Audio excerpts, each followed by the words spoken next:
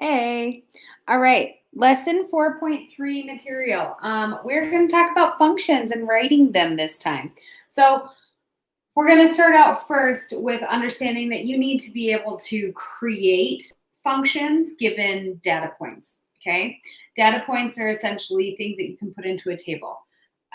Those data points will usually have X and Y values. And so your job is going to be in this situation to look at how they relate to each other.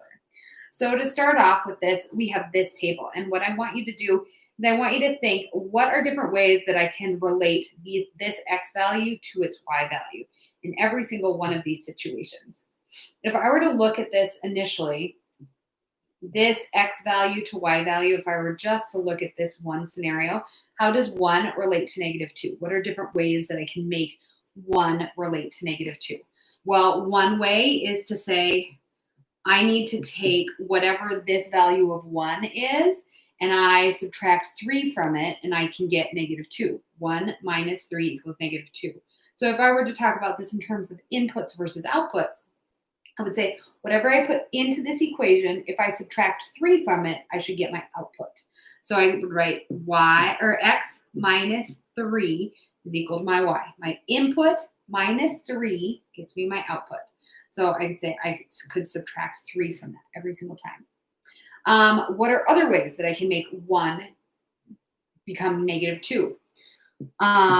Let's create another relation, okay? Another equation, another relation.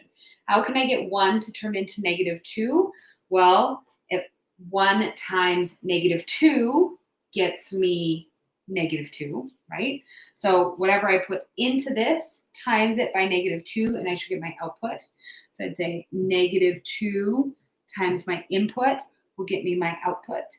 And so now, based on just this one scenario, I have 2 different relations that I need to test and see if they work for these other 3 scenarios. And if I do that, if I am essentially going to put every single one of these inputs in and see if I get the following output. So if I put 2 into this, 2 minus 3, I get -1. Sweet, that worked. 3 minus 3 gets me 0. Awesome, that's awesome. It worked that time too. If I put 4 in here, 4 minus 3, I get 1. Sweet. So it looks, as of right now, like this is a good relation that describes this table. Let's see if this other relation does the same thing. And if it does, we now need to sort of second guess what we're doing. So if I put 2 into this relation, do I get -1? -2, I need to write this out. -2 times 2, that gets me a -4. That's not -1, so that one didn't work out. Let's see if another one does. -2 times 3. Do I get 0? No, I get -6. So that didn't work out either.